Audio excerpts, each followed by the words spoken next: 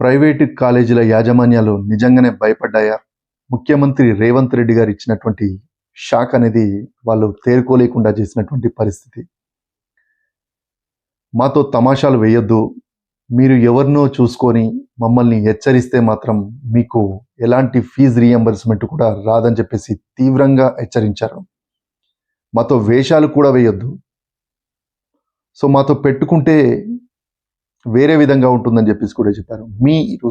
మీరు చేసేటువంటి వ్యాపారాల చిట్టా నా దగ్గర ఉంది. మీరు కాలేజీలు పెట్టింది విద్య కోసం కాదు.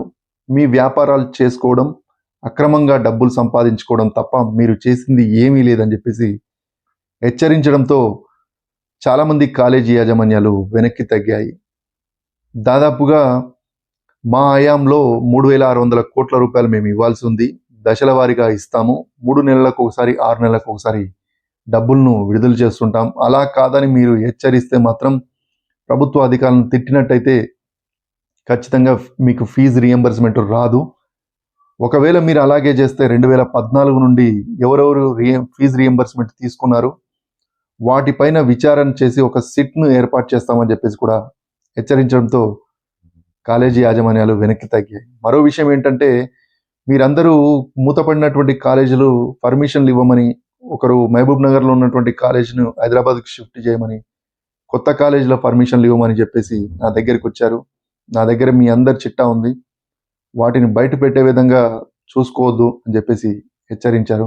దానికోసమే వెనక్కి తగ్గినట్టున్నారు. ఎందుకంటే హెచ్చరించారు. దానికోసమే వెనక్కి తగ్గినట్టున్నారు. ఎందుకంటే మనం చేసేటువంటి మనం చేసేటువంటి భాగోతాలు మొత్తం బయటపడతాయని చెప్పేసి వాళ్ళు వెనక్కి తగ్గారు. ఎందుకంటే ముఖ్యమంత్రి రేవంత్ రెడ్డి గారు చాలా స్ట్రిక్ట్‌గా ఉన్నారు. మన పనవు పోతుంది. సో కాబట్టి మనము ఇచ్చేది తీసుకొని వెళ్ళిపోదాం అన్నట్టుగా నిన్న ఉప ముఖ్యమంత్రి బట్టి విక్రమార్క గారు అండ్ కోమటిరెడ్డి వెంకరెడ్డి గారు వారితో చర్చలు చేశారు. ఇప్పటి వరకైతే 1,500 కోట్లు ఇస్తామని చెప్పేసి ప్రభుత్వం హామీ ఇచ్చింది. ఆల్రెడీ 600 కోట్లు ఇచ్చారు. 600 కోట్లు రేపు రిలీజ్ చేస్తామన్నారు. మరో 300 కోట్లు మాత్రం త్వరలోనే రిలీజ్ చేస్తామని చెప్పారు. సో అప్పటికైతే సంతోషించారు. ఎందుకంటే ఈ తీవ్ర హెచ్చరికల నేపథ్యంలోనే మన వ్యాపారాలు బంద్ చేసుకోవాల్సి వస్తుంది కాబట్టి మనం వెనక్కి తగ్గుదామని చెప్పేసి డిసైడ్ అయినట్టున్నారు. సో మొత్తానికైతే రేవంత్ రెడ్డి గారికి భయపడ్డారు.